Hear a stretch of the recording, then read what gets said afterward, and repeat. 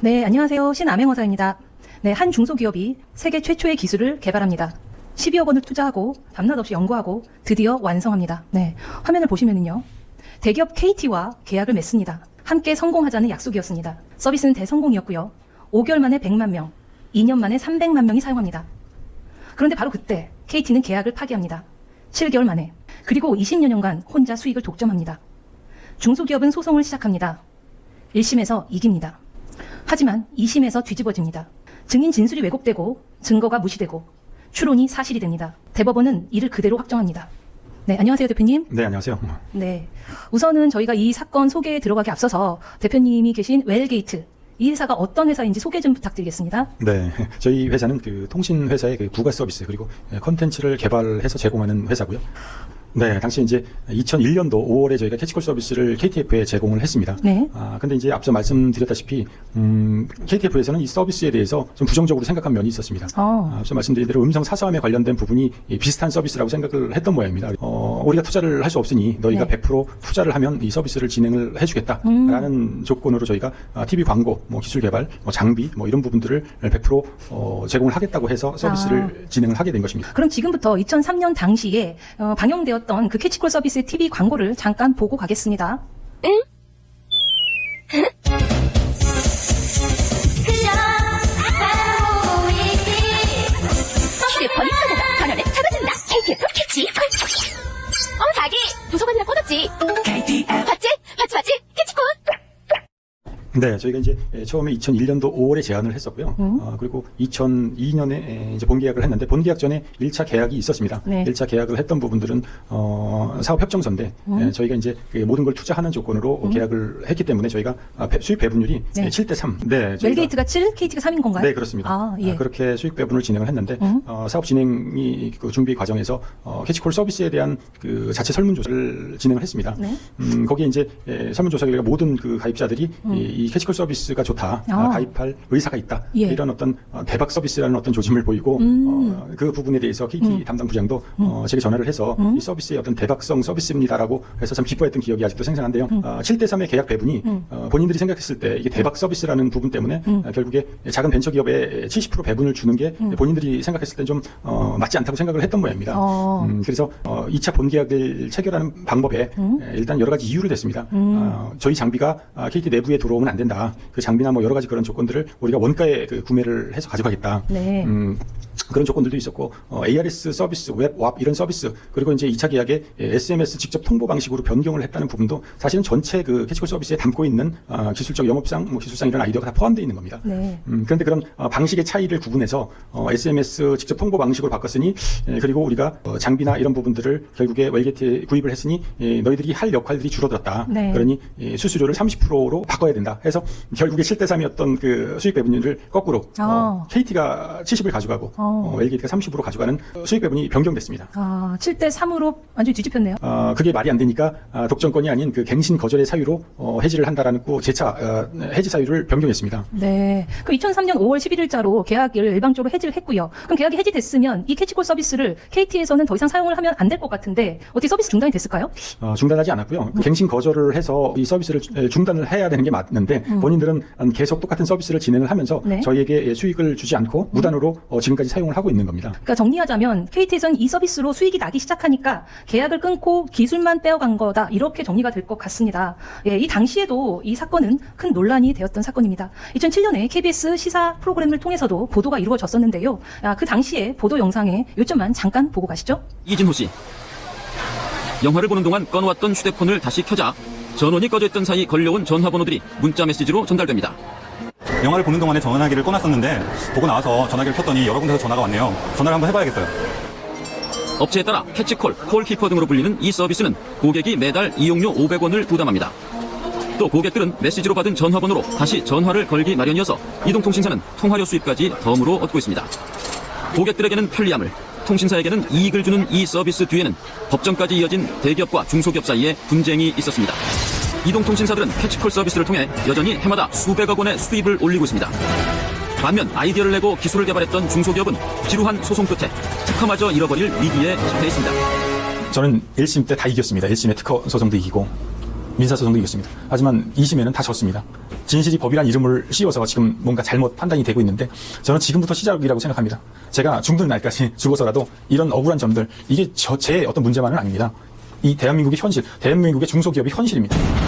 지금 이게 보니까 이 당시에는, 지금은 아니지만 그 20여 년 전에 이 캐치콜 서비스라는 획기적인 아이디어는 이 서비스를 이용하는 이용료가 또 별도로 1,000원이 있었던 것 같고요. 그리고 이게 부재중 전화가 오면 그 번호가 떠 있으니까 바로 이제 전화를 하니까 전화 이용료가, 그죠? 그 통신사 입장에서는 이중의 요금을, 수익을 받을 수 있는 아주 좋은 서비스였겠네요. 통신사 입장에서는. 당시에 저희가 분석한 바로는 네. 1인당 재통화가 창출되는 요금이 1인당 월 2,000원가량, 가장 보수적으로 잡아서 2,000원 정도의 수익이 이 재통화 수익으로 잡힙니다. 그러면 제가 아까 말씀드린 것처럼 이 서비스가 개시되고 2년 뒤에 KT에서 300만 명의 이용자가 확보가 됐다라고 했거든요. 그런 네. 거로 치면 이게 1년에 보수적으로 잡은 월 2,000원의 그 이용료 및 통신 재콜을 했을 때 그게 어마어마한 수백억 원의 수익을 갖다 줬을 것 같네요. 네, KT 에? 맞습니다. 통신사에서는 이 재통화로 이루어지는 통화료 수익이 크기 때문에 네. 자체적으로 프로모션을 통해서 신규 가입자, 번호 이동 가입자, 이런 가입자들한테 어떤 혜택을 주면서 프로모션을 통해서 새로 신규 가입자들한테 의무적으로 가입을 시키는 그런 조치를 취해서 대부분이 이 가입을 했습니다. 그래서 2년 만에 300만을 달성을 했지만 네. 그 이후에 600만, 700만 그 이상을 간 걸로 알고 있습니다.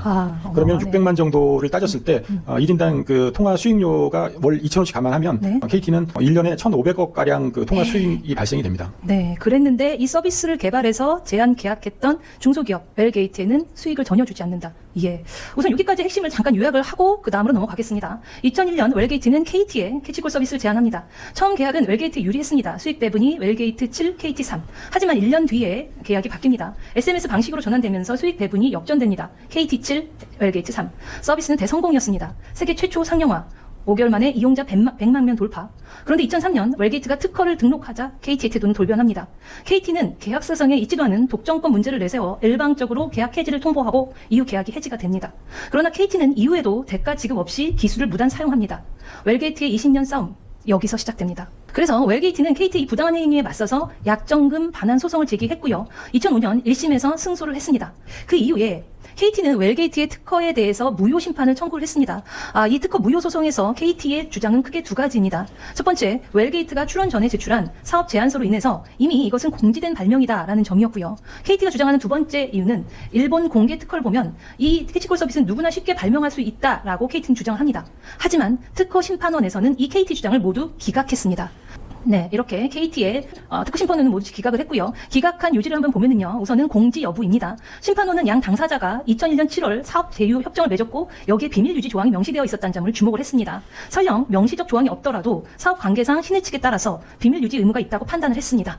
그러니까 KT가 제3자가 알았다라고 주장한 부분도 그 사람이 내용을 구체적으로 인식했다는 증거가 부족하다고 재판부는 보았습니다. 그 다음은 진보성 판단입니다. 심판원은 웰게이트의 특허가 일본 특허와 핵심적인 차이가 있다라고 판단을 했습니다. 웰게이트의 특허는 기존 통신 시스템과 별도로 발신자 정보 시스템을 구축을 했습니다. 또한 웰게이트의 특허는 통화 중이나 부재 중일 때는 즉시 SMS를 발송을 하고요. 전원이 꺼져 있을 때만 나중에 보내는 등 어떤 상황별로 다르게 처리합니다. 반면 KT가 얘기한 그 일본 특허는 전원이 꺼진 경우만 저장했다가 복귀하면 일괄 전송하는 단순한 방식이었습니다. 심판원은 이러한 차이가 예측 불가능한 효과를 낸다고 보았고요. 결론적으로 특허 심판원은 이 심판 청구를 기각했습니다. 웰게이트의 특허는 공지되지 않았고 진보성도 인정되어서 특허가 유효하게 유지가 됩니다. 네, 그런데 지금 보신 것처럼 웰게이트는 1심에서 두 소송 모두 승소를 했습니다. 특허 무효 심판에서는 특허 심판원이 특허 유효성을 인정을 했고요. 손해배상 소송에서는 법원이 KT의 특허권 침해를 명확히 인정을 했습니다. 하지만 항소심 재판부는 전혀 다른 판단을 내렸습니다. 2심 재판부는 증인 진술을 1심과 다르게 해석을 했습니다. 일부는 증인의 진술 내용을 왜곡했고요. 명확한 증거 없이 추론만으로 사실관계를 판단을 했습니다. 그 결과 1심에서 인정되었던 핵심 사실들이 뒤집혔고요. 항소심은 웰게이트가 패소했습니다. 상고심 역시 같은 결과였습니다. 최종적으로 KT의 손을 들어준 것입니다. 1심에서 명확히 인정되었던 특허권 침해와 손해배상 책임이 2심과 3심을 지나오면서 완전히 번복된 것으로 보입니다. 그럼 2심 재판부에서 중점적으로 뭐를 받는지 저희가 확인을 해보겠습니다. 1심 재판부에서는 그 당시에 KT의 담당자 하모 씨의 자백을 핵심 근거로 삼았습니다. 이 KT의 직원이었던 하모 씨는 이 당시 이런 증언을 했습니다. 1심에서 원고, 즉 웰게이트가 제안한 MCNIP 시스템을 활용하여 피고 KT가 이를 계속 제공하고 있다. 이걸 1심에서 인정을 했는데요. 그런데 이번 2심에서는 이 증언을 정반대로 반대로 해석을 합니다. 피고 KT가 제공한 서비스 내용은 동일한 것임에 다름이 없다. 이렇게 해석을 합니다. 여기서 핵심은 주어와 목적어입니다. 1심은 웰게이트가 제안했다라는 점을 인정했지만 2심은 KT가 제공했다고 표현을 바꿔버린 것입니다. 기술 제공자 주체가 은폐되고 구체적 기술 사용 사실이 은폐된 것이죠. 결과적으로 웰게이트 기술 사용이라는 사실이 KT의 독자 서비스 이렇게 완전히 뒤바뀌어 버렸습니다. 예, 이거에 대해서 어떻게 하실 말씀 있으실까요, 대표님?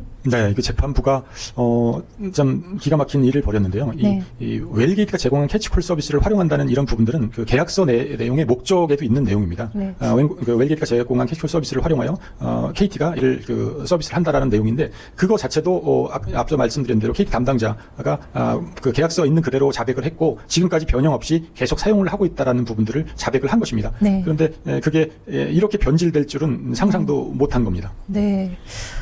그 다음 또 한번 이어서 보겠습니다. 그렇다면 2심 재판부의 추론, 과연 타당할지 화면을 통해서 보겠습니다. 2심 재판부는 또 이렇게 판단을 했습니다. KT가 제시한 여러 기술을 조합하면 통상의 기술자도 만들 수 있다. 이건 이미 업계에 널리 알려진 자유실시 기술이다. 이렇게 판단한 2심 재판부는 여기엔 심각한 문제점들이 있습니다. 우선 첫 번째는요, 실제 기술이 존재했다라는 객관적 증거가 없습니다. 이건 KT의 주장일 뿐 실제로 그런 기술이 있었다는 증명은 전혀 없었습니다. 두 번째, 재판부가 주장한 그 조합 가능성과 이미 존재했다. 이건 전혀 다른 개념입니다. 조합할 수 있다고 해서 이미 존재했다라고 볼 수는 없는 겁니다. 그리고 세 번째, 이게 가장 중요한 부분인데요. 웰게이트 기술은 세계 최초 통신 서비스입니다. 한국, 미국, 일본 특허 등록이 모두 완료된 독창적인 기술입니다. 그런데 2심 재판부는 이 세계 최초의 기술을 누구나 만들 수 있다라고 판단을 한 것입니다. 과연 이게 상식적으로 납득이 되는 부분입니까?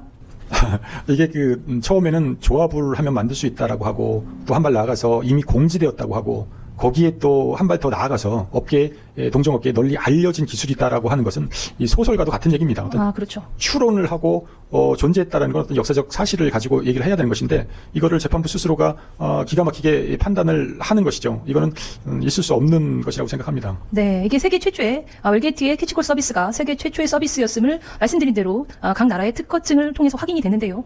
2심 재판부는 이거 말고도 다른 추론을 이어갑니다. 화면을 보시면요, 재판부는 이렇게 판단합니다. 피고 KT가 아이디어를 제공받을 당시 이미 알고 있었다. 동종업계에는 이미 널리 알려진 것에 해당한다. 실제 이 사실은 어떨까요? 재판부가 주장한 것과 실제 사실이 완전히 다릅니다.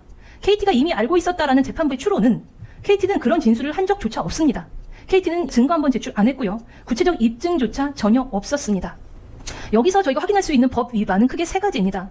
여러분 아시다시피 재판은 증거 재판주의가 있는데요. 이걸 위반한 겁니다. 증거 없이 추론만으로 이 재판부는 2심은 추론만으로 사실 인정을 했고요.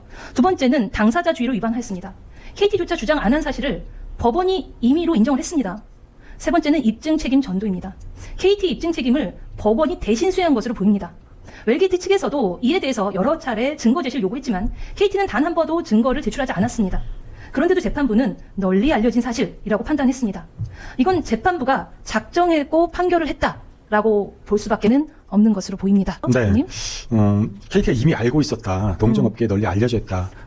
그렇다면 상식적으로 계약서가 있을 수 있겠습니까? KT가 이미 알고 있었다면 굳이 저희한테 70%또 변경된 거 30% 이런 수수료를 주면서 계약서를 체결했을까요? 그런 부분들이 알고 있지 않았고 동종업계에 널리 알려지지 않았고 기존 기술이 존재가 없었기 때문에 저희하고 기술 개발 그 이외의 것들을 모두 그 계약서에 녹여져 있습니다. 그래서 계약을 체결한 것입니다. 네. 그러면 이렇게 상식적으로 말도 안 되는 증거가 아닌 추론으로 재판에 판결을 내린 이 당시에 2심 재판장이었던 판사들을 저희가 찾아가서 질문을 해야 했습니다. 그래서 저희 취재팀은 우선 2심 재판장이었던 황한식 전 판사를 찾아갔습니다.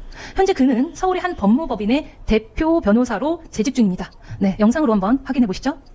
예, 이어서요. 2심 이성호 전 판사를 취재팀이 또 찾아가 보았는데요. 민사 약정금 반환 재판에서 1심을 뒤집고 KT의 손을 들어주었던 판사입니다. 현재 서울의 한 법무법인에서 고문 변호사로 재직 중입니다. 영상으로 먼저 확인하시죠. 보신 것처럼 법무법인 비서는 고문님은 지금 자리에 안 계신다라는 말로 면담을 거부했습니다. 그 대신 연락을 드리겠다라고 약속을 했지만 그 후에 연락은 오지 않았습니다. 2명의 전직 판사, 1명은 상근을 안 한다. 또 1명은 자리에 없다. 표현만 다를 뿐 결과는 똑같았습니다. 법무법인 명단에 이름만 올려놓고 정작 사무실에 나오지 않는 이 전직 판사들, 이들의 진짜 역할은 무엇일지 참 궁금합니다. KT 승소 판결을 내렸던 이들이 왜 한결같이 취재를 피하는 걸지 모르겠습니다. 법복을 입었을 땐 판결문을 낭독했지만 법복을 벗고 나니 단 한마디의 대답도 들을 수가 없습니다. 판사 시절의 판결, 변호사가 된 지금 설명할 수 없는 겁니까? 아니면 설명하고 싶지 않은 겁니까? 네, 대표님 이 두 명의 1심의 판결을 뒤집은 판사들을 찾아간 영상을 보셨는데 어떻게 뭐 덧붙이실 말씀이 있으실까요? 네, 그 민사 소송을 그 증거 자백을 그 일부를 주어 목적으로 삭제하고 가해자와 피해자를 바꿔버리는 그런 심각한 위법을 저지른 이성호 판사님은 네. 얼마 전에 그 국민인권위원회 위원장이셨고 또 국민의힘 그 당무감사위원회 위원장까지 역임을 하셨던 분입니다. 아, 그래요? 저희 재판만을 보고 피해자와 가해자를 바꿔치기 하는 이 분의 그동안의 판사 시절에 판결을 했던 내용들도 사실은 살펴봐야 된다고 생각합니다. 네. 이렇게 진행을 하셨던 분이 정말 어떻게 보면 국가인권위원회라는 그런 부분의 자리에 앉을 자격이 있는지, 그리고 당무감사위원회에 감사할 자격이 있는지 정말 양심의 손을 얹고 생각해 보셨으면 좋겠습니다. 네, 그렇습니다. 네, 그렇다면 이러한 KT의 행위는 법적으로 어떤 문제가 있을지 정리를 한번 해보았습니다. 화면 한번 보시죠. 크게 두 가지의 불공정 행위로 정리할 수 있습니다. 첫 번째는 부당한 계약 해지입니다. 1차 해지는 독점권 제한 명분이었습니다. 계약서상 명시된 해지 조건과는 전혀 무관했습니다. 법원도 해지 사유 부당 판단을 내렸었습니다. 그러자 KT는 2차 해지를 단행합니다. 갱신 거절이라는 명분이었습니다. 1차 해지 부당 판결 직후였고요. 명분을 바꿔 재차 해지를 단행한 겁니다. 이는 계약의 신의성실 원칙 위반이자 공정거래 정신 위반입니다. 두 번째는 기술 무단 이용입니다. 계약이 종료된 후에도 웰게이트 캐치콜 기술 서비스를 KT는 독점 운영을 했습니다. 정당한 대가는 전혀 지급하지 않았고요. KT의 상업적 이익은 지속적으로 취했습니다. 이는 부정 경쟁 행위이자 영업적 이익 침해 행위에 해당합니다. 결과적으로 대기업의 불공정 요인이 중소기업의 권익 침해로 이어진 겁니다. 이렇기 때문에 웰게이트는 법적 대응을 할 수밖에 없는 상황이었다라고 보여집니다. 네. 이어서요. 더 충격적인 사실을 확인을 하고 넘어가겠습니다. 이 사건에는요. 끝없이 연장된 재판, 그리고 재판장이 바뀌자 나온 무효 판결. 결과는 웰게이트 특허의 진보성이 오히려 반증됐다라고 볼 수 있는 것이고요. 다음으로 비정상적 재판 지연이 있었습니다. 변론 연장만 총 7차례입니다. 변론 종결 후에도 3차례나 변론을 재개했습니다. 선고 기일 지정 후에도 2차례나 연기했습니다. 이게 정상적인 재판 진행으로 보이십니까? 그리고 이어서 피고 KT 측의 소송 전략을 한번 보시죠.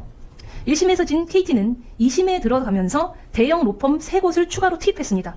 율천, 지평, 충정 로펌입니다. 개인 변리사도 3명을 추가 투입했습니다. 막대한 돈과 힘으로 밀어붙입니다.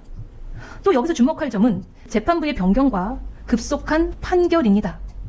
재판장이 인사이동으로 새 재판장이 부임을 하고 약 3개월 만에 특허 무효 판결이 나왔습니다. 결론은 명확합니다. 절차적 정당성 훼손과 실체적 진실 규명 실패. 이것이 바로 우리 사법부의 원칙의 붕괴라고 할 수 있을 것 같습니다. 네, 잠시 부연하자면 네. 저희가 1심에 민사소송을 이겼고 특허 무효소송도 1심에 이겼습니다. 근데 2심 때, 항소심 때 지금 말씀하신 것처럼 뒤집혔고, 민사소송은 가해자와 피해자를 바꿔치기 하는 판사의 위법적 행동이 있었고, 또 특허 무효소송은 지금 보시는 표와 같이 대형 로펌 3곳을 추가해서 계속 재판을 지연시키고, 율촌, 지평, 충정이라고 하는 것은 몇백 명씩 변호사들이 있는 곳입니다. 거기에 개인 변리사까지 추가하고, 이 부분이 인원이 부족해서입니까? 법리가 부족해서입니까? 이건 결국에 재판부의 각 곳곳마다 나름대로의 어떤 영향력을 미치려고 하는 그런 게 아닌가 의심할 수밖에 없습니다. 그런 부분을 가지고 어떤 심의 논리에 의해서 KT도 기업 아닙니까? 기업이 어떻게 그 사법부라는 데를 정말 우롱하고 조종하고 정말 그런 생각마저도 듭니다. 이거는 정말 비정상적인 이런 일들이 이 대한민국에서 이루어진다는 게 참 분노하지 않을 수 없습니다. 네, 그렇습니다. 네, 취재팀은 이제 KT의 입장을 들어보아야 되겠습니다. 광화문에 있는 KT의 사옥을 찾아갔습니다.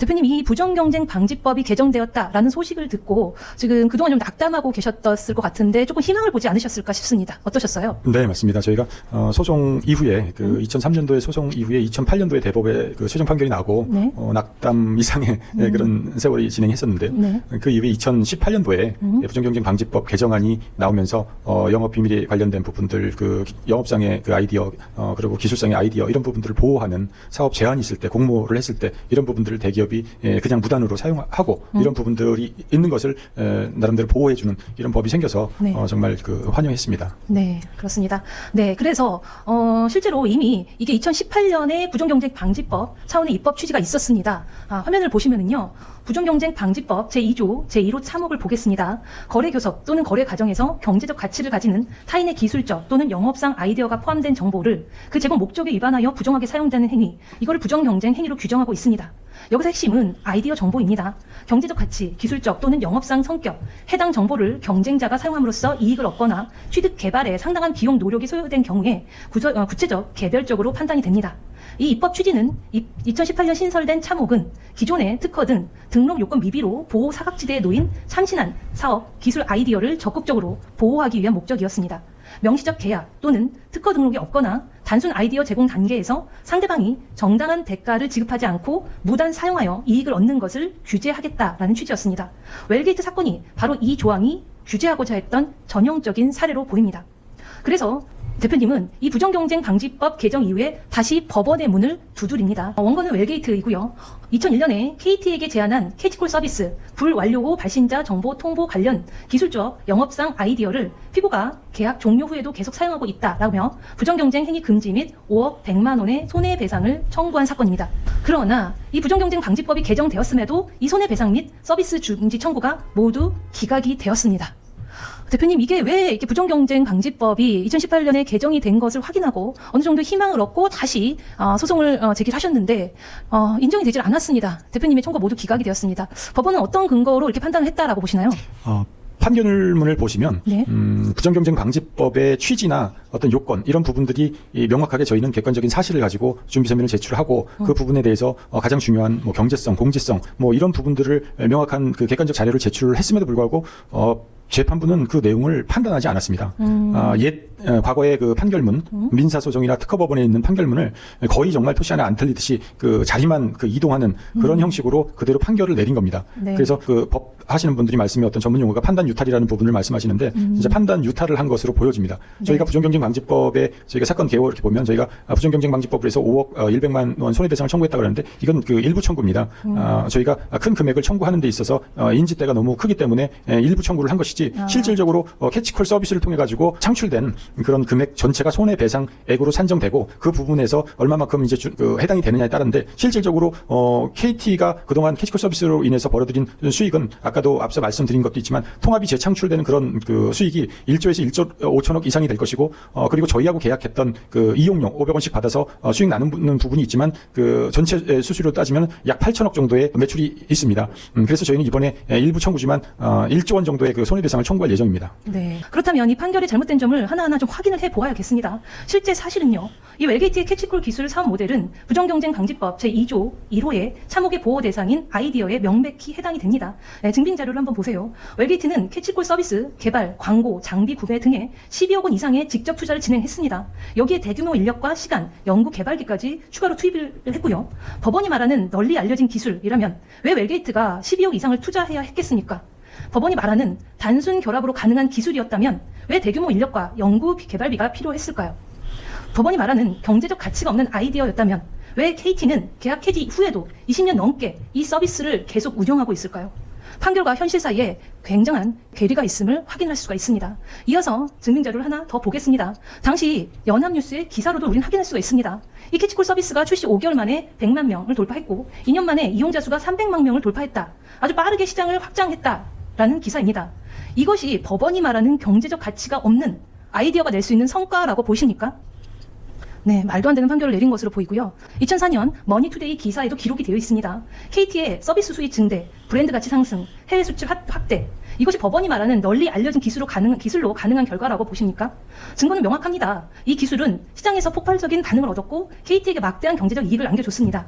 그런데 법원은 이 모든 증거를 무시하고 경제적 가치가 없다라고 판단을 한 것입니다. 더욱 중요한 증거가 있습니다. 해당 시점까지 국내외에는 유사 서비스가 존재하지 않았습니다. 실제로 KT가 서비스 개시 전날 공식적으로 세계 최초 캐치콜 서비스라는 것을 언론을 통해 대대적으로 홍보를 했습니다. 그런데 법원은 널리 알려진 기술이라고 판단을 했습니다. 이 모순을 어떻게 설명을 할 수 있을지 모르겠습니다. 이어서요, 웰게이트 특허 문서에 기록되어 있는 시간대로도 확인이 됩니다. 아까도 확인했었던 우리나라의 특허청에서 났던 웰게이트의 특허 문서인데요.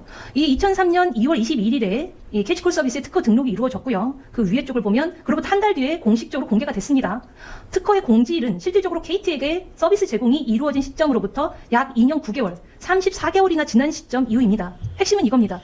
부정경쟁 방지법 취지와 요건을 적용을 한다면 웰게이트의 비즈니스 모델 및 서비스 아이디어는 특허와는 별개로 먼저 신뢰관계를 바탕으로 KT에만 제공됐습니다. 서비스 출시 전에 동종업계나 불특정 다수에 공개된 바가 전혀 없습니다.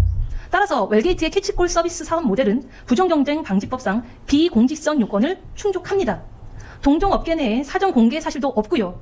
기업 고유의 영업 비밀 및 아이디어를 적법하게 보호받을 수 있는 서비스였다는 것입니다. 네, 앞서 그 부정경쟁 방지법 관련된 부분에 있어서 네. 이 경제성이란 경제적 가치에 있어서 웰게이트가 그 투자한 부분이 이게 판결문에 담아져 있다는 얘기는 결국에 객관적인 자료들을 모아서 결국에 판결문에 인용이 된 겁니다. 네. 이 사실은 그 판결문의 기초 사실에도 담고 있습니다.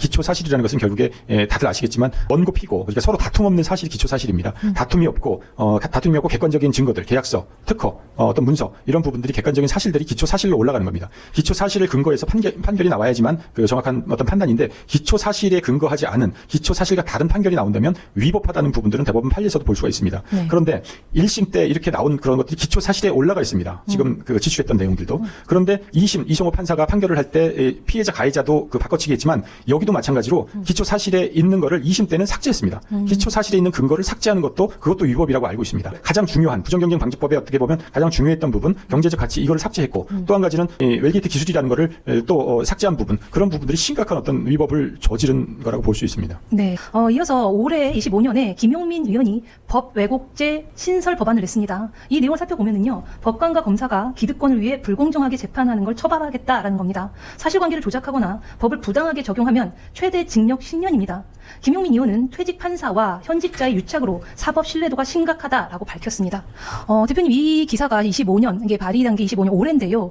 이렇게 김용민 의원이 법 왜곡죄를 신설한다라는 소식을 들으셨을 때 나름 나의 경우에도 해당되지 않을까 이런 생각을 하지 않으셨을까 싶은데요. 네, 맞습니다.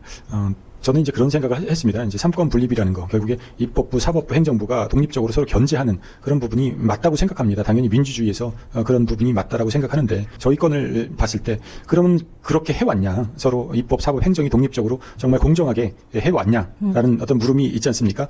그러면 정말 그 공정하게 재판이 제대로 진행이 되었다면 정말 그 삼권 분립이 취지에 맞게 정말 좋은 거겠죠. 근데 우리 언론을 통해서 봐도 뭐 재판 거래니 여러 가지 일들이 많이 벌어지지 않습니까?